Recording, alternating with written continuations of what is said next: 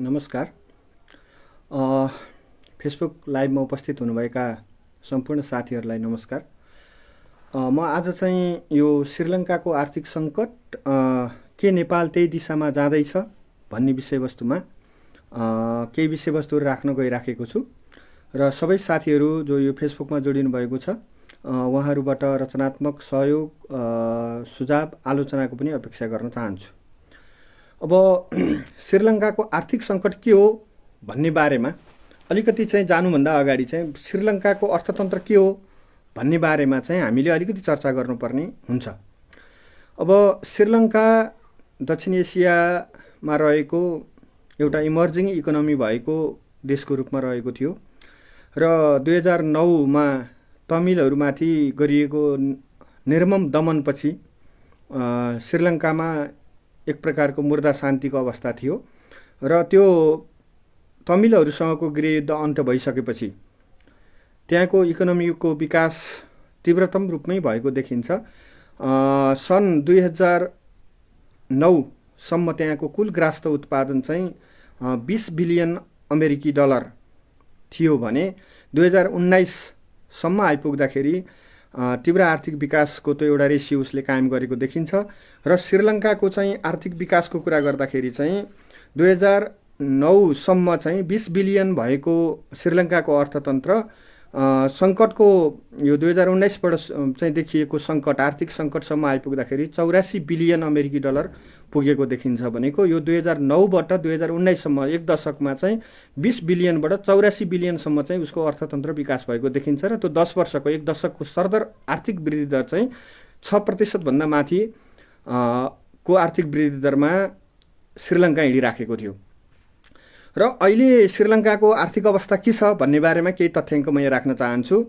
2019मा आर्थिक सङ्कट सुरु हुने बेलामा सम्म आइपुग्दाखेरि चाहिँ श्रीलङ्काको कुल ग्रास्त उत्पादन 84 बिलियन अमेरिकी डलर थियो नोमिनलमा भने यो चाहिँ 2022मा यो घटेर चाहिँ सन् 2022मा चाहिँ 81.9 बिलियनमा यो झर्ने अनुमान गरिएको छ। करिब 4 बिलियन 3 बिलियन वरिपरि चाहिँ यो श्रीलङ्काको जिडिपी घट्ने देखिन्छ र आर्थिक वृद्धि दरको कुरा गरिराख्दाखेरि सन् 2020मा 19मा आर्थिक सङ्कट सुरु भयो, 20मा आइपुग्दाखेरि चाहिँ श्रीलङ्काको चाहिँ कुल ग्रास्त उत्पादन चाहिँ ऋणात्मक 3.6% पुग्यो भने अहिले 2022मा ऋणात्मक 3% को आर्थिक वृद्धि दर हुने अनुमान चाहिँ विश्व ब्याङ्क लगायतका संस्थाहरूले गरिराखेका छन् र श्रीलङ्काको जनसङ्ख्या हाम्रो नेपालको भन्दा अलिक कम छ र यो अलिक कम छ। यसको जनसङ्ख्या चाहिँ 2,21,56,000 यसको जनसङ्ख्या छ भने श्रीलङ्काको राजस्व चाहिँ 10.4 बिलियन अमेरिकी डलर यसको राजस्वको कन्ट्रिब्युसन छ र अब श्रीलङ्काको आर्थिक अवस्थाकै कुरा गर्दैछु म। श्रीलङ्काको क्षेत्रगत योगदान अर्थतन्त्रमा क्षेत्रगत योगदान हेर्दाखेरि कुल ग्रास्त उत्पादनमा चाहिँ श्रीलङ्काको चाहिँ कृषिले 8.36% योगदान गर्ने, उद्योगले 26.25% आर्थिक योगदान गर्ने देखिन्छ भने सेवा क्षेत्रले चाहिँ 59.67% योगदान गरेको देखिन्छ र अब क्षेत्रगत जनशक्ति सक्रिय जनशक्ति चाहिँ केमा छ भन्ने कुरामा हेर्दाखेरि चाहिँ क्षेत्रगत श्रम शक्तिको संलग्नता हेर्दाखेरि चाहिँ कृषि क्षेत्रमा श्रीलङ्कन 27.1% श्रीलङ्कन नागरिकहरू सहभागी छन्, उद्योगमा 26.9% छन् र सेवा क्षेत्रमा 40% चाहिँ श्रीलङ्कन नागरिकहरू चाहिँ सहभागी छन्। अब यो चाहिँ समग्र तथ्याङ्कमा श्रीलङ्काको अहिलेको अर्थतन्त्रको अवस्था यो छ भने अब आयात निर्याततिर पनि हेरौँ। आयात निर्याततिर हेर्दाखेरि चाहिँ के देखिन्छ भने सन् 2021मा श्रीलङ्काको चाहिँ निर्यात चाहिँ 15.1 बिलियन अमेरिकी डलर थियो भने आयात चाहिँ 20.6 बिलियन अमेरिकी डलर थियो र यसको चाहिँ मुख्य राजस्व कति छ यसको भन्दाखेरि श्रीलङ्काको अघि मैले राखिसकेँ 10.4 बिलियन यसको कुल राजस्व छ। यसको आयात चाहिँ 20.6 बिलियन भनेको झन्डै राजस्व र आयातको अनुपात हेर्दाखेरि चाहिँ 70% जति डबल देखिन्छ र अब श्रीलङ्कामा अहिले आर्थिक सङ्कट जुन छ यो आर्थिक सङ्कटका कारण के समस्या आइराखेका छन् भन्ने बारेमा म अलिकति संक्षिप्तमा राख्न चाहन्छु। यो धेरै जस्तो मिडियामा आएको विषयवस्तुहरू पनि छन्। अहिले श्रीलङ्कामा मूल्य वृद्धि चाहिँ 40% नागेको छ जबकि अहिले नेपालमा 7% वरिपरि चाहिँ मुद्रास्फीति अथवा मूल्यवृद्धिको छ भने श्रीलङ्कामा अहिले 40% भन्दा माथि चाहिँ मूल्यवृद्धि पुगेको छ। वैदेशिक मुद्राको सञ्चिति सकिएको कुरा सरकार आफैले घोषणा गरिसकेको छ र वैदेशिक मुद्रा अब श्रीलङ्कासँग छैन। र इन्धन र औषधि लगायतका अत्यावश्यक सेवाहरू चाहिँ खरिद गर्न नसक्ने कुरा सरकार आफैले घोषणा गरिसकेको छ। अब डायलिसिस, मुटु रोग लगायत गम्भीर प्रकृतिका भर्ना भएर हुने रोगहरूको लागि औषधिको व्यवस्थापन हुन सकिराखेको छैन र स्वयं श्रीलङ्काले औषधि समेत आयात गर्न सकिराखेको छैन भने श्रीलङ्कामा खाद्य सङ्कट पनि गहिरोसँग चुलिँदैछ। बेरोजगारीको समस्याको त झन् कुरै गर्नु परेन र मुलुक मूलत राजनीतिक सङ्कटमा मात्र परेको छैन कि मुलुक पूर्ण रूपमा टाट पल्टेको कुरा चाहिँ स्वयं सरकार आफैले पनि घोषणा गरिसकेको अवस्था छ अहिलेको श्रीलङ्काको अवस्था। अब अघि मैले श्रीलङ्काको अर्थतन्त्रको कुरा गरेँ अङ्कमा तथ्याङ्कमा। अहिले चाहिँ श्रीलङ्काको अर्थतन्त्र टाट पल्टेपछि आएका परिणामहरू के छन् भन्ने बारेमा कुरा राखेँ। अब श्रीलङ्काको चाहिँ आर्थिक सङ्कटका कारणहरू के हुन्, किन श्रीलङ्का यसरी चाहिँ आर्थिक सङ्कटमा फस्यो? यत्रो इमर्जिङ इकोनोमी 2009मा चाहिँ जम्मी चाहिँ 20 बिलियन जिडिपी भएको मुलुक चाहिँ 2019मा आइपुग्दा 84 बिलियन अमेरिकी डलरमा पुग्यो। यो चाहिँ 10 वर्षमा चाहिँ 20बाट 84 भनेको चाहिँ झन्डै 4 गुणाभन्दा पनि बढी चाहिँ ऱ्यापिड ग्रोथ भइराखेको चाहिँ इकोनोमी चाहिँ किन क्राइसिसमा गयो होला भन्ने कुरामा अलिकति विषयवस्तु राख्न चाहन्छु। पहिलो कुरा चाहिँ के छ भने नीतिगत रूपमा चाहिँ भएका त्रुटिहरूले गर्दाखेरि श्रीलङ्काको अर्थतन्त्र त्यहाँ पुगेको छ। राजनीतिक आर्थिक दृष्टिकोण क्लियर नहुनाका कारणले र राजनीतिक वृत्तबाट जुन आर्थिक पहल कदमी लिनु पर्थ्यो त्यो लिन नसकेको कारणले चाहिँ त्यो अर्थतन्त्र त्यहाँ पुगेको देखिन्छ। र अब समग्रमा भन्नुपर्दाखेरि चाहिँ के छ भन्दाखेरि मैले यसमा चाहिँ 11वटा जति कारणहरूलाई चाहिँ आइडेन्टिफाई गरेको छु श्रीलङ्काको अर्थतन्त्र सङ्कटको बारेमा।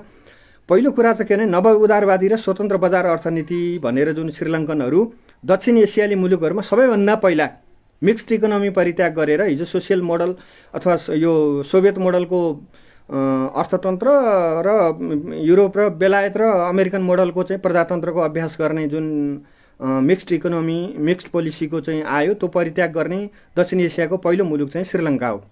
र श्रीलङ्कामा नव उदारवाद र स्वतन्त्र बजार अर्थनीति पूर्णतया फेल भएको छ र अब यो नै प्रमुख यो नव उदारवाद र स्वतन्त्र बजार अर्थतन्त्र नै श्रीलङ्कन सङ्कटको एउटा प्रमुख कारण हो भन्ने कुरा म यहाँ राख्न चाहन्छु।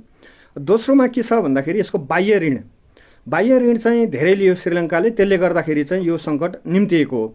मैले अघि पनि भने श्रीलङ्काको अहिलेको जिडिपी चाहिँ 84 बिलियन छ, तर बाह्य ऋण चाहिँ यसको कति छ भन्दाखेरि 51.72 बिलियन चाहिँ बाह्य ऋण लिएको छ। 84 बिलियन चाहिँ पुग्न अहिले त यो घटेर 81 मा आउने भयो। 81 बिलियन चाहिँ उसको कुल ग्रास्त उत्पादन छ। ऋण चाहिँ के छ भने 51.72 बिलियन चाहिँ छ। बाह्य ऋण मात्रको कुरा गरेको मैले, यो आन्तरिक ऋणको कुरा होइन। विदेशीहरूसँग लिएको ऋण मात्रै उसको चाहिँ 51.72 बिलियन छ, जबकि उसको जिडिपी नै जम्मी यो चाहिँ 81 बिलियन छ भनेपछि चाहिँ यो 79.1% चाहिँ जिडिपीको कुल ग्रास्त उत्पादनको 79.1% चाहिँ बाह्य ऋण लिएको छ चाहिँ यो उसले चाहिँ श्रीलङ्काले। त्यसले गर्दा के देखियो भन्दाखेरि चाहिँ यो मैले लिएको तथ्याङ्क चाहिँ 21 यो डिसेम्बर लास्टको तथ्याङ्क हो, यो 2021 को डिसेम्बर लास्टको चाहिँ तथ्याङ्क हो। त्यो तथ्याङ्क हेर्दाखेरि चाहिँ आफ्नो कुल ग्रास्त उत्पादनको चाहिँ 79.1% चाहिँ ऋण बाह्य ऋण मात्रै श्रीलङ्काले लिएको छ। र त्यो ऋण त्यति लिइसके पछाडि त्यो भनेको के हो भन्दाखेरि चाहिँ यो ऋण यत्रो धेरै ऋण लिनु भनेको चाहिँ अर्थतन्त्रको निम्ति चाहिँ बहुत खराब कुरा हो। हेर्दा चाहिँ ठुल्ठुला भौतिक पूर्वाधारमा लगानी गरेको छ भन्ने कुराहरू त गर्न सकिन्छ, तर तिर्नै नसकिने हुँदाखेरि चाहिँ त्यसले एउटा खालको समस्या पारेको छ।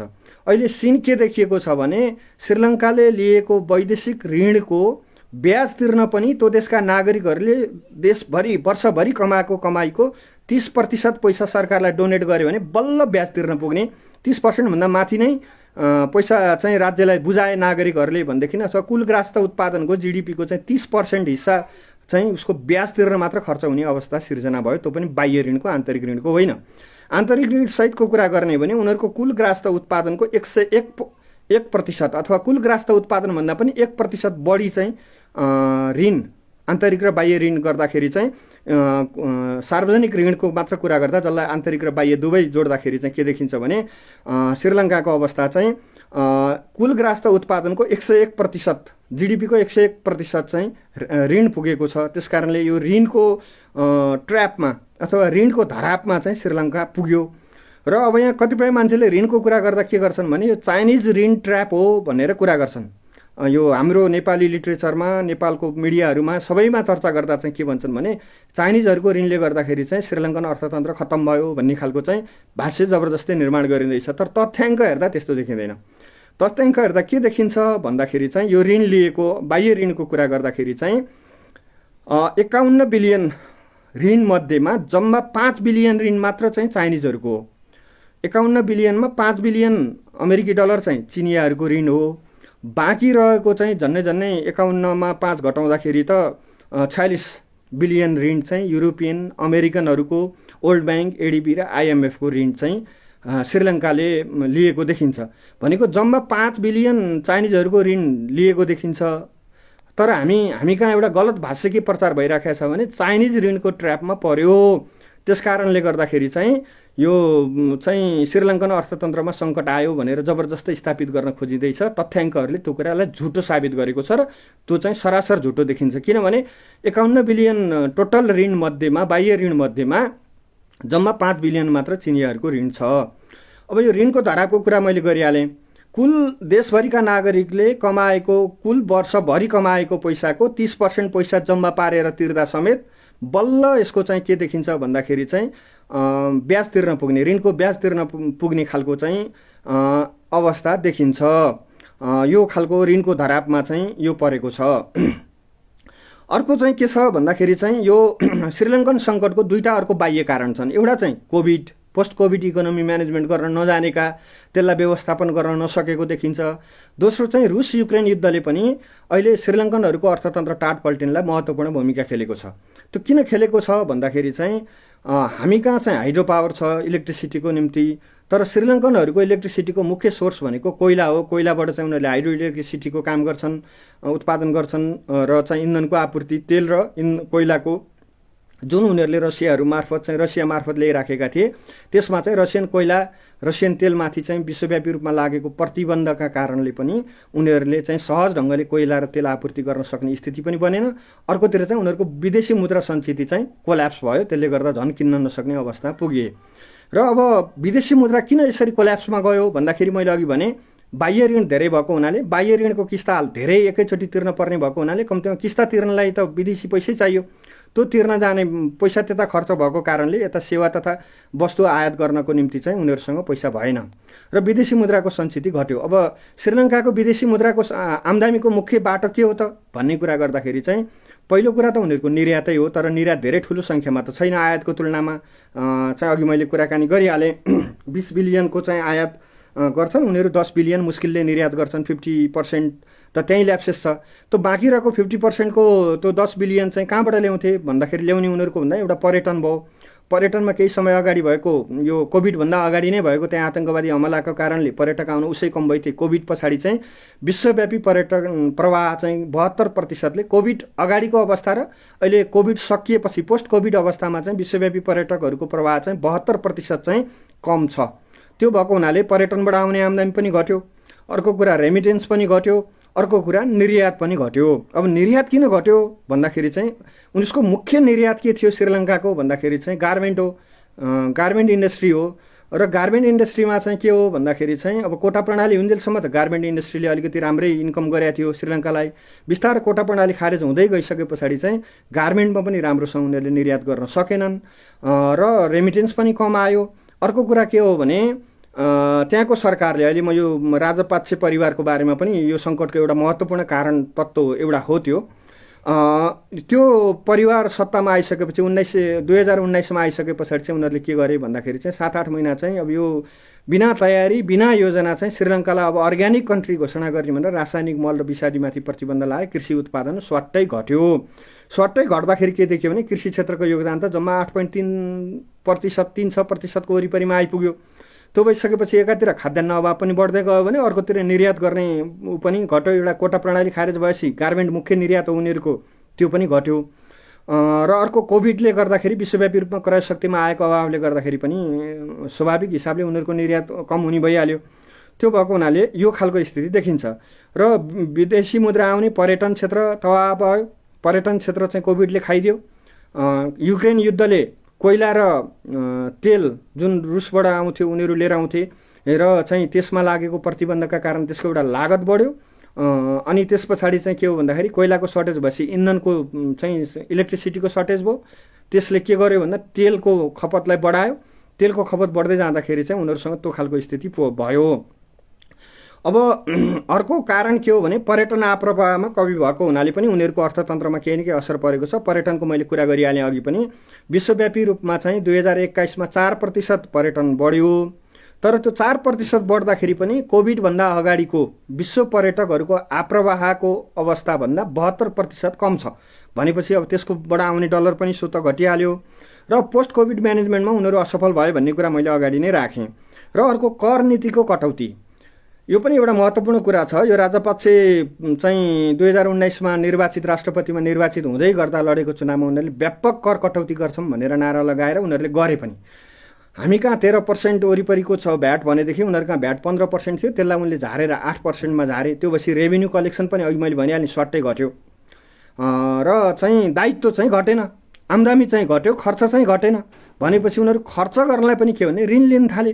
त्यो भएपछि वैदेशिक ऋणको मात्रा चाहिँ वात्तै बढ्यो। र अर्को चाहिँ के भने कर कटौती गर्दा 15%बाट भ्याट घटाएर 8%मा लिएर आए। तर 8%मा भ्याट ल्याएपछि स्वाभाविक हिसाबले आम्दानी, राष्ट्रिय आम्दानी घट्यो, सरकारी आम्दानी घट्यो। तर के भने सरकारी खर्च चाहिँ फेरि सामाजिक सुरक्षामा जस्तो 12 कक्षासम्म फ्री आदि इत्यादिका केही सामाजिक सुरक्षाका कार्यक्रमहरू पनि उनीहरूले बढ्दै लगे। एकातिर खर्च बढाउँदै गयो भने अर्कोतिर चाहिँ के गर्यो भने कर कटौती गर्दै गए। किनभने सामाजिक सुरक्षा बढाउँदा कर बढाउँदै गएको भए पनि एउटा सङ्गति मिल्थ्यो, त्यहाँ पनि त्यो सङ्गति मिल्या देखिएन। एकातिर कर कटौती, अर्कोतिर सामाजिक सुरक्षामा लगानी बढी भने पछाडि उनीहरूको आम्दानीभन्दा खर्च धेरै भयो। खर्च कहाँबाट मेन्टेन गर्ने भन्दा आन्तरिक ऋण र बाह्य ऋण भनेपछि यहाँ चाहिँ के भने हाम्रो पुर्खाहरूले भने जस्तो ऋण गरेर घिउ खान थाले रहेछ हाम्रो चाहिँ छिमेकी मुलुक श्रीलङ्का। त्यो अब ऋण गरेर घिउ खान थालेपछि त डुबिहाल्ने भइहाल्यो। त्यो भएर पनि यो खालको चाहिँ अवस्था देखिन्छ। अब अर्को चाहिँ रुस युक्रेन युद्धको प्रभाव मैले भनिहालेँ, सामाजिक सुरक्षा त्यो भएर। अर्को चाहिँ के भने 11औं नम्बरको कारण चाहिँ के भने राजपक्षको परिवारवाद। अब यो चाहिँ के हो भने 2009मा तमिलहरूको नृशंस दमन गर्दाखेरि महेन्द्र राजपक्षे त्यसको चाहिँ हर्ताकर्ता थिए। यो परिवार 2009देखि अहिले 2022सम्म चाहिँ यही परिवारको वरिपरि नै श्रीलङ्काको सत्ता घुमेको छ। कस्तो अचम्मको संयोग रहेछ भने त्यो क्याबिनेट भन्ने कि परिवार भन्ने जस्तो स्थिति। गोताबाया राजपक्षे राष्ट्रपति, उनको भाइ महेन्द्र राजपक्षे प्रधानमन्त्री, उनकै भाइ चाहिँ बेसिल राजापाक्षे चाहिँ अर्थमन्त्री। र त्यो क्याबिनेट लगायत महत्त्वपूर्ण नियुक्तिमा चाहिँ राजापक्षका 7 जना दाजुभाइ चाहिँ एकैचोटि क्याबिनेट र महत्त्वपूर्ण भूमिकामा रहेछन् जुन चाहिँ योग्य थिएनन्। जस्तो अर्थमन्त्रीको रूपमा, प्रधानमन्त्रीको रूपमा एकदम वृद्ध भइसकेका महेन्द्र राजपक्षलाई भले अहिले चाहिँ आन्दोलन पछाडि उनले राजीनामा दिएर भर्खरै अर्को चाहिँ प्रधानमन्त्री नियुक्ति गरे, उनले पनि राजीनामा घोषणा गरे, राष्ट्रपति कार्यालय घेराउ छ। यो खालको स्थिति त छँदैछ। र यो चाहिँ के देखिँदो रहेछ भने कुल बजेटको 24% बजेट चाहिँ यही राजपक्षे परिवारकै वरिपरि घुम्दो रहेछ। यिनीहरूले खेलाउँदा रहेछन्।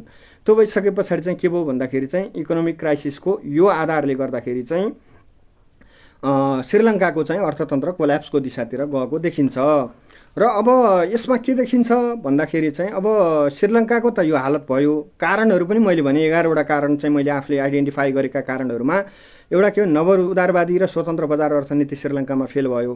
दोस्रो बाह्य ऋणको चाहिँ बढी भयो। तेस्रो चाहिँ ऋणको धरापमा पर्यो, धेरै ऋण लिएर। अर्को चाहिँ रेमिटेन्स घट्यो, पर्यटन प्रवाह घट्यो, कृषि उत्पादनमा कमी आयो किनभने रासायनिक मलमा प्रतिबन्ध लगाए, त्यसपछि त्यो कमी आयो। पोस्ट कोभिड इकोनोमी म्यानेजमेन्टमा उनीहरूको असफलता रह्यो।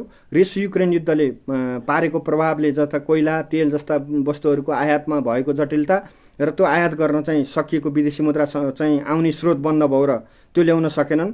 अर्को चाहिँ के कर घटाए तर सामाजिक सुरक्षाको खर्च बढाए, चाहिँ एउटा कर नीति पनि भयो, अर्को सामाजिक सुरक्षा नीति भयो र अर्को राजपक्षे परिवारको परिवारवाद पनि त्यहाँको अर्थतन्त्रको चाहिँ सङ्कटको सबैभन्दा ठुलो कारण हो भन्ने कुरामा मैले 11वटा कारणहरूलाई यहाँ तपाईँहरूको बिचमा राखेँ, केही तथ्याङ्कहरू पनि राखेँ। अब प्रश्न आउँछ नेपाल त्यही बाटोमा छ कि छैन भन्ने कुरामा। अब नेपालको अर्थतन्त्र र श्रीलङ्काको अर्थतन्त्रको हाम्रोभन्दा धेरै ठुलो अर्थतन्त्र हो, बलियो अर्थतन्त्र पनि थियो। त्यो अर्थतन्त्रमा त सङ्कट आयो भने हाम्रो यस्तो सानो अर्थतन्त्रमा सङ्कट आउँदैन त भन्ने खालको एउटा खालको तर्क वितर्क मान्छेहरूले गरिराखेका छन्।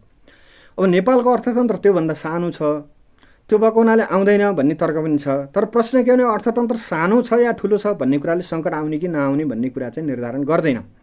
अब अहिले श्रीलङ्काको सङ्कटको मेन इस्यु अथवा मेन जड रिजल्ट के हो भन्दाखेरि वैदेशिक मुद्राको सञ्चिति घट्नु सकिनु। अब हामी कहाँ पनि घटिरहेछ। हामी कहाँ चाहिँ सामान्यतया 10 महिनादेखि 11 महिनाको बिचको वरिपरि हुन्थ्यो, योपालि घटेर चाहिँ 6 महिना वरिपरिको सामान अथवा वस्तु आयात गर्ने कुरामा चाहिँ हाम्रो चाहिँ विदेशी मुद्राको सञ्चिति झरेको छ। भनेपछि अब 6 महिनालाई त हामीलाई ढुक्कै रहेछ।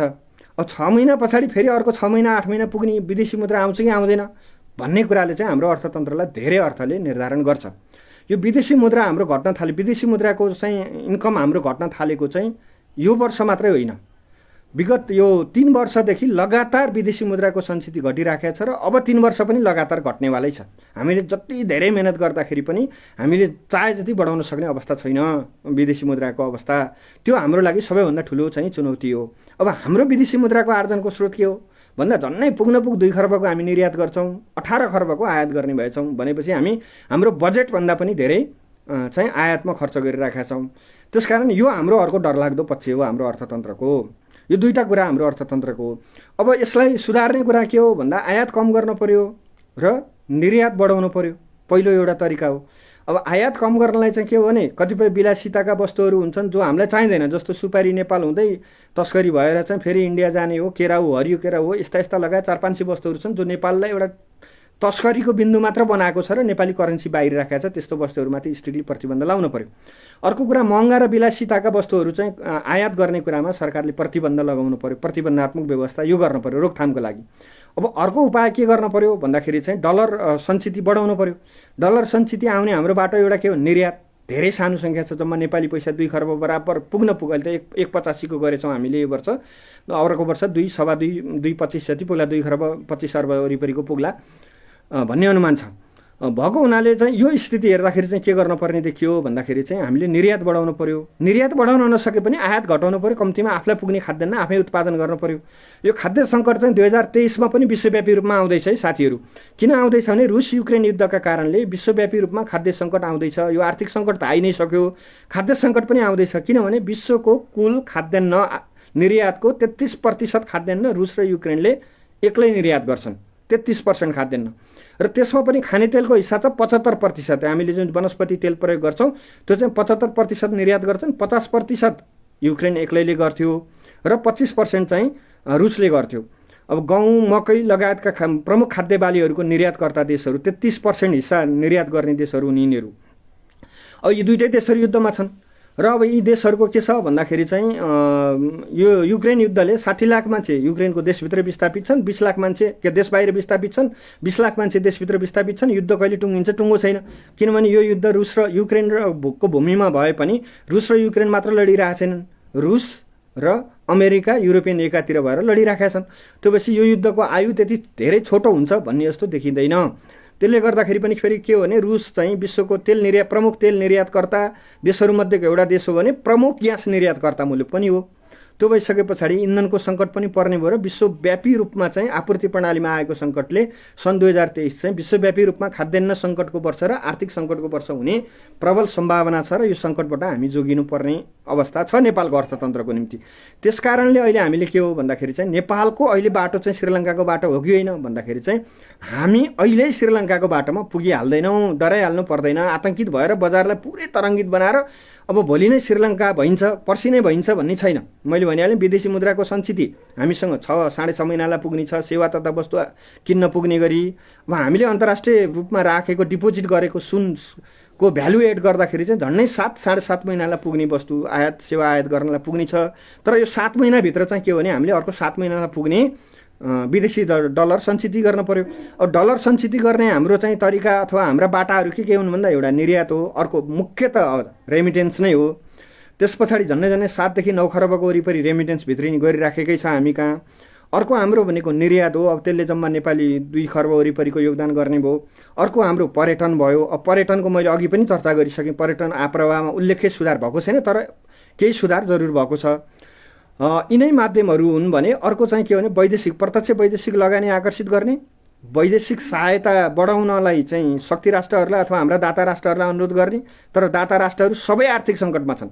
यो युक्रेन रुस युद्धका कारणले 2%देखि जर्मनीको सबैभन्दा बढी 2.4%सम्म जिडिपी घट्छ भन्ने अनुमान छ भने 2 देखि 0.7 यो हाम्रो छिमेकी चीनको पनि जिडिपी घट्दैछ, भारतको पनि 1.1% भन्दा माथितिरकै जिडिपी घट्दैछ भनेपछि उनीहरू पनि आर्थिक सङ्कटमा भएको हुनाले पर्याप्त मात्रामा हामीलाई चाहिँ वैदेशिक जुन सहायता उहाँहरूले बोल्नुभएको छ त्यो सहायता आउँदैन। त्यो भइसकेपछि अब हामीले ऋण लिने अप्सन बाँकी छ। ऋणको हिस्सा चाहिँ हामी करिब 40% जिडिपीको वरिपरि त हामी पनि पुगिसकेका छौँ। त्यो भएको हुनाले यो ऋणलाई धेरै अगाडि बढाउनलाई चाहिँ गाह्रो छ हामीलाई भन्ने कुरा चाहिँ पनि हामीले ख्याल गर्नुपर्ने हुन्छ। अर्थतन्त्र एकदम सङ्कटग्रस्तै भइसक्यो यो होइन, तर हामी ठुलो सङ्कटको एउटा चाहिँ पर्खाइमा भएको जस्तो अवस्था छ। त्यसकारणले यो सङ्कटका विरुद्ध राम्रो तयारी गऱ्यौँ भने नेपाल श्रीलङ्काको बाटो जाँदैन। तर हामीले के भने यो सङ्कट केही पनि होइन भन्ने ढङ्गले हामीले हाम्रो खालको तयारी गरेनौँ भनेदेखि चाहिँ हामीले के हुन्छ भन्दाखेरि हाम्रो बाटो पनि अन्ततः फेरि श्रीलङ्काकै बाटो हुन्छ। त्यसकारण हामी श्रीलङ्कामा पुग्छौँ कि पुग्दैनौँ भन्दा चाहिँ अहिलेकै अवस्था हेर्दा हामीलाई 6 महिना सुविधा छ। अर्को कुरा के 6 महिनामा फेरि हामीले 6-8 महिनालाई पुग्ने चाहिँ विदेशी मुद्रा सञ्चित गर्ने आधारहरू छन्। त्यो आधारमध्येको एउटा आधार रेमिटेन्सै हो। पहिलो आधार रेमिटेन्स हो, दोस्रो आधार चाहिँ निर्यात हो, तेस्रो आधार चाहिँ पर्यटन हो, तेस्रो आधार चाहिँ प्रत्यक्ष वैदेशिक लगानी अथवा वैदेशिक सहायता अनुदान र ऋण परिचालनमा प्रभावकारी कूटनीति फाइनेन्सियल डिप्लोमेसीमा चाहिँ पोख्त भएर हामी अगाडि बढ्यौँ र हाम्रै देशभित्र चाहिँ उत्पादन गर्ने कुरालाई जोड गऱ्यौँ र हाम्रै चाहिँ अनुत्पादक क्षेत्रमा चाहिँ डलर खर्च गर्ने कुरा, अनुत्पादक वस्तु आयात गर्ने कुरा अथवा नेपालबाट डलर लगेर सामान ल्याएर फेरि अर्को देशमा उत्पादन भएको सामान ल्याउने अनि फेरि नेपालमा खपत नचाहिने वस्तु अर्को देशमा तस्करीको माध्यमबाट चाहिँ पठाउने क्रियाकलापहरू रोक्न सकेनौँ भने चाहिँ हाम्रो अर्थतन्त्र पनि बिस्तारै फेरि त्यही बाटोमा जान्छ भन्ने कुरा देखिन्छ। त्यसकारण नेपाल श्रीलङ्काको बाटोमै छ भनेर आजकै दिनमा आत्तिहाल्नु पर्दैन। तर हामीले यी प्रभावकारी कदमहरूलाई अगाडि बढाउन सकेनौँ भने चाहिँ हाम्रो बाटो त्यति धेरै सुखद रहने छैन। किनभने हामी 3 वर्षदेखि वैदेशिक मुद्राको दबाव सञ्चितको दबाव झेलिराखेका छौँ। अब कतिपय साथीहरूले के तर्क गर्छन् भने हामी सरकारमा हुँदाखेरि त यति 11 महिनालाई पुग्ने थियो भन्थे। 11 महिना कोभिड आएर मान्छे घरमा थुप्रिए बेला चाहिँ विदेशबाट सामान पनि कम आएको बेला, आयात निर्यातको भोल्युम सानो भएको बेला 11 महिना पुग्नु र त्यतिखेर भनेको हाम्रो 13 खर्बको चाहिँ व्यापार घाटा थियो, 14 खर्ब वरिपरिको हाम्रो आयात निर्यात थियो, 18 खर्ब पुग्यो। अनि 18 खर्ब वरिपरिको व्यापार वैदेशिक व्यापार पुगे बेलाको कुरा र 13-14 खर्ब वैदेशिक व्यापार पुगेको बेलाको अवस्था एउटै हो भनेर जुन एक खालका चाहिँ राजनीतिक कर्मीहरूले भ्रम सर्न खोजेका छन्, यो भ्रमबाट पनि हामी मुक्त हुनुपर्छ र तपाईँ हाम्रो सामूहिक प्रयत्न चाहिँ उत्पादन बढाउने कुरा, निर्यात बढाउने कुरा र आयातलाई सकेसम्म चाहिँ कम गरिदिने कुरामा हामीले ध्यान दिनुपर्छ र आम जनताको पनि यो सङ्कट रोक्न महत्त्वपूर्ण भूमिका हुन्छ। अति आवश्यक वस्तु बाहेक आयातित वस्तु नकिन्दिने, यो वर्ष टर्छ भने किन किन्दिने, जस्तो लुगा भयो, कपडा भयो आदि इत्यादिदेखि गाडी मोटर भयो, यो वर्ष ढिला चढाउँ नि त के भयो देशमा यत्रो आर्थिक सङ्कट रहेछ भन्ने कुरा चाहिँ राज्यले टिच गर्यो भनेदेखि नागरिकले पनि त्यो आर्थिक सङ्कटबाट बच्नलाई चाहिँ सहयोग गर्ने अवस्था रहन सक्छ भन्ने कुराहरू म राख्न चाहन्छु। र अहिले चाहिँ मैले संक्षिप्तमा यो श्रीलङ्काको आर्थिक सङ्कट र चाहिँ के नेपाल पनि त्यही बाटोमा हिँड्दैछ भन्ने विषयमा यो संक्षिप्त फेसबुक लाइभ गरेँ। यसमा मेरा केही कमजोरीहरू छन् भने साथीहरूले म्यासेजमा अथवा कमेन्टमा सुझाव दिन पनि सक्नुहुनेछ। यो हेरिदिनु भएकोमा सबै साथीहरूलाई हार्दिक धन्यवाद सहित आजको लाइभ यहीँ अन्त्य गर्छु। नमस्ते, अभिवादन।